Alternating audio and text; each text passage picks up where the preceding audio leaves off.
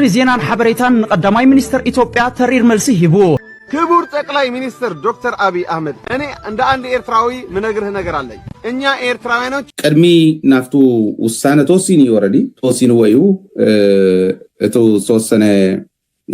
ናይ ሓደ ዓመት አልብርሃን አስመራ ነው ያለው። ደብረ ጽዮን እንዳለ አይታወቅም። ደብረ ጽዮን የጌታቸው ልጆች አስመራ ገባ ይሉን ነበር ባለፈው። ምናልባት አስመራ ከሄለ ከዛ ካለ ይገናኛል ማለት ነው። ከነ አልብርሃን ጋር ይገናኛል ማለት ነው። ሰላም ቤተሰብ አንተም በአዲስ ቪዲዮ መጥራኔ እና ላይክ ቻናል ተሐድሽ ስለሆነ ሰብስክራይብ ጋር ቪዲዮ ትማላይኩም ጋር ቪዲዮ እንጀምር። ንብርሃነ ዝምልከት ማህበራዊ ሚዲያ ገሊኦም RIP ይብሉ ረስት ኢምፒስ ይብሉ ኣብ ከም ዝሞተ ኣምሲሎም ዘይኮነ ዜና ክለቁ ዝምክሩ ገሊኦም ከዓ ዘይኮነን ኢሎም ሕተቱልና እንደዝብሉ ናባና እውን ስልኪ ምድዋል ዳርጋ ብርክት ብዝበለ መልክዑ ቀኒ ዝወደሎ ድዩ ዝብል ሕዚ እቲ ምሕላቕ ምቁርቋር ንናትካ ሰብ ጽቡቕ እዩ። ነገር ግን ቀድሚ ናፍቱ ውሳነ ተወሲኒ ወረዲ ተወሲኒ ወዩ እቱ ተወሰነ ወታደራዊ ዲስፕሊን ብዝጣሓሰ መልክዑ ዲስፕሊን ጥሒስካ ተባሂል ናይ ዲስፕሊን ቅፅዓት እውን ተዋሂብዎ ዘይተኣረመ ወዲ ካብ ናይ ወታደራዊ መዋቕር ወፃእ ዝኾነ ካብቱ ሰንሰለት ወፃእ ከም ዝኾነ ሰብ ኣብቲ መዋቕር ከም ዘየለ ሰብ ብኦም እውን ከም ዘይምራሕ ሰብ በምሲሉ ገበናት ሰሪሑ እዩ ዝብል እዮም እቲ ክሲ ኣቕሪቦምሉ ነይሮም። እዚዩ ገበን እዩ ካብ ናይ ዲስፕሊን ጥሕሰት ናብ ናይ ገበን ጥሕሰት ይኸይዱ እዚአን ተባሂለን ተዘርዚረን እየን። ኣብዚዩ ያው ተኽሲ እንታይ እዩ ነይሩ ዝብል ናይ ምዝርዛር ሓላፍነት እውን የብልናን እቲ ፈቃድ እውን እስካዕ ዘይሓተትናን ዘይተዋህበናን ዘርዚርና እዚዩን እዚዩን ኢልና ክንዝርዝር ንሕና እውን ኣይኮነን ሓላፍነት። ነገር ግን ከምቱ ዝብለኩም ዘለኹ እቲ ናይ ዲስፕሊን ክእርሞ ዘይከኣለ ናብ ገበን እውን ተሰጋግ ፍርዲ ተፈሪዱሎ ማለት እዩ። ወታደራዊ ናይ ወታደራዊ ፍርዲ ቤት ቀሪቡ ዝምልከቶም ኣካላት ክዓቱ ዝኽእል ኣባል ሰራዊት እውን ኣትዮም ዝከታተለሉ ኣብ ቅሉዕ መጋባእያ ተፈሪድዎ እዩ። ስለዚ ብርሃነ ንሓደ ዓመት ተፈሪድዎ በወታደራዊ ቤት ፍርዲ ንሓደ ዓመት ተፈሪድዎ ፍርዱ ዝገብር ዘሎ ዝዋፃእ ዘሎ ዳ እምበር እቶም ኣብ ማሕበራዊ ሚድያ ዘይኮነ ነገር ዝልጥፉ ዘለው ኣግባብ ዘይብሉን ሓሶትን እዮም ዝልጥፍዎ ዘለው ክብል ደልየ እቲ ሓደ ካብኡ ናብቲ ፍርዲ ንምፃእ እንታይ እዮም ኢሎም ገሊኦም እውን ኣይ ተፈሪድዎ ይትኽክል እዩ ግን ክንደይ ከም ተፈረደ እውን ኣይንፈልጥን ሰብ እውን ኣትዩ ክሪኦ ይኽእልን ይብሉ። እዚኣ እውን ጌጋ እያ። ኣሞይቱ ትብል እውን ጌጋ እያ። ኣጥፊኦሞ ትብል እውን ጌጋ እያ። ማንም ሰብ መፅዩ ክርኢ ዝደሊ ኣፍታ ወታደራዊ ቤት ህንፀት ከይዱ ክርኢ ዝደሊ ማንም ሰብ ተኸልኪሉ ኣይፈልጥን ኢሎምና እዮም ዝምልከቶም ኣካላት ናይቲ ግንባር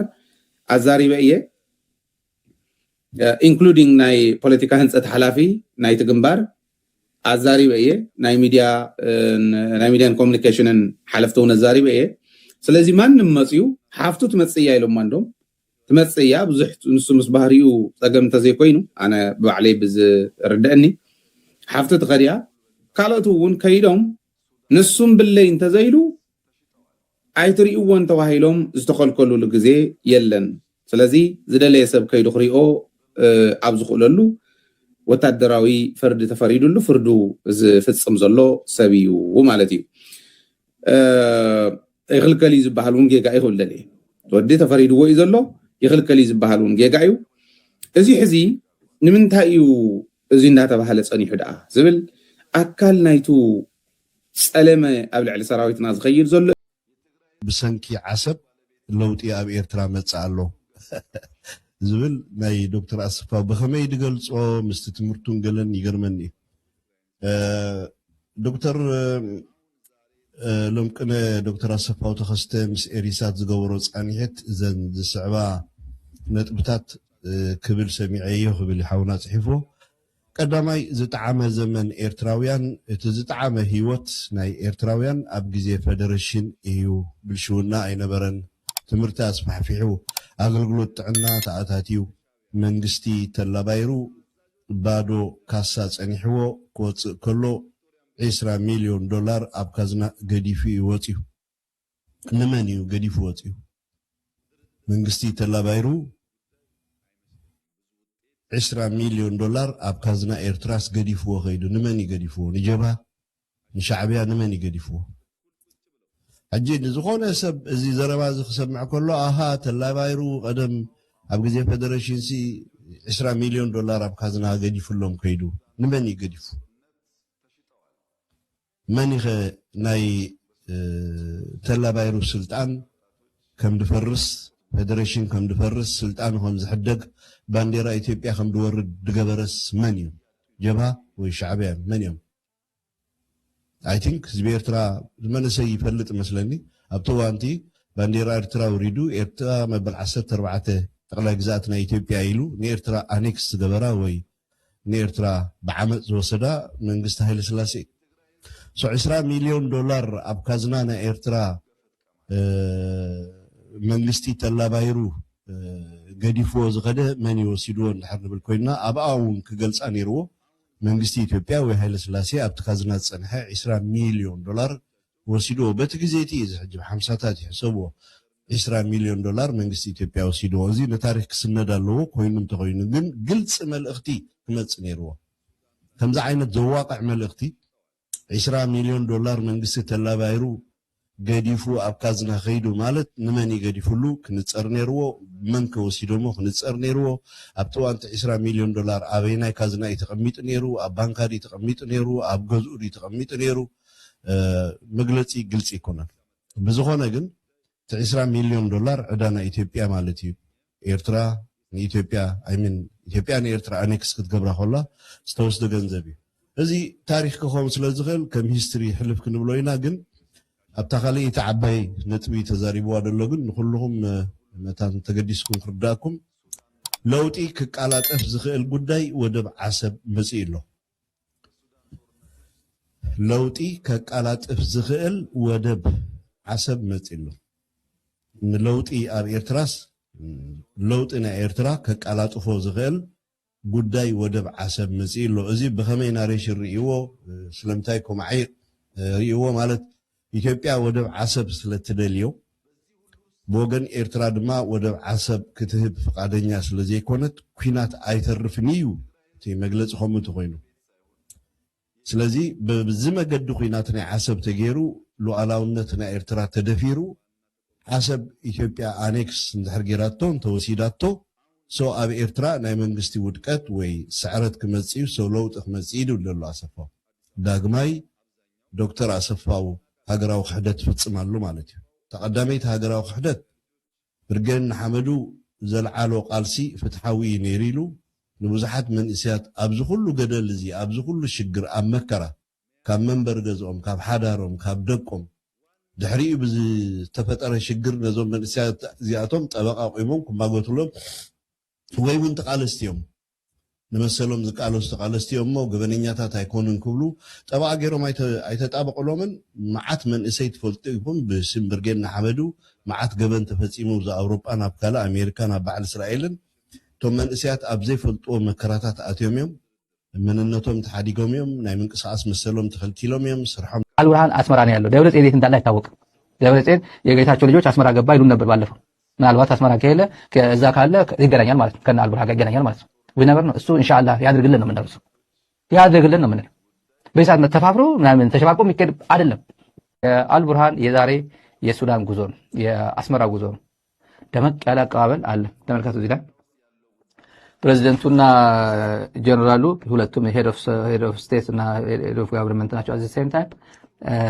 አስመራ ኤርፖርት ገብቶ ውይይት አድርጓል ከፕሬዝዳንቱ ከሃይ ሌቨል ዴሌጌሽን ኤርትራ ነው የተወያዩት እጅግ በጣም ወሳኝ የሚባል እጅግ በጣም ወሳኝና ወቅታዊ የሚባል ጉብኝት ነው እና ይሄ ቀጠናዊ ጉዳዮች ላይ የሚወያዩበት ይሆናል ነው የተባለው አብይ በፓርላማ በፓርላማው ብሎ ባለፈው እንደሰማችሁት ግብጽ ሱዳንም ኤርትራም ወያኔም ይምጡ ሁሉንም አንፈራም ሁሉንም እንመክታለን ሲል ነበር እንመክታለንና አጋጣሚ ፓርላማ ላይ ሁለቱ ሀገራት ስም ተጠቅሷል ሱዳን ተጠቅሳለች ኤርትራ ተጠቅሳለች ሁለቱ የተጠቀሱ እኔ እደመስሳቸዋለሁ ያላቸው ነው አብይ ሁለቱ ናቸው እንግዲህ ዛሬ አስመራ እየተገናኙት የጽምዶ አካላት ናቸው ማለት ነው እነዚህ ጽምዶ አካላት ናቸው ተብሏል አብይ ራሱ በፓርላማ ነግሮናል እነዚህ አስመራ ስለምን ሊወያዩ እንደሚችሉ ዛሬ አርብ ስለሆነ አስመራ መጥቶ መስጊድ ሱዳን መስጊድ አጥቶ ዛሬ ሶላት ምናምን አስመራ መስጊድ ለጸሎት ነው የመጣ እንዳይመስላችሁ ለሌላ ጉዳይ ነው የመጣው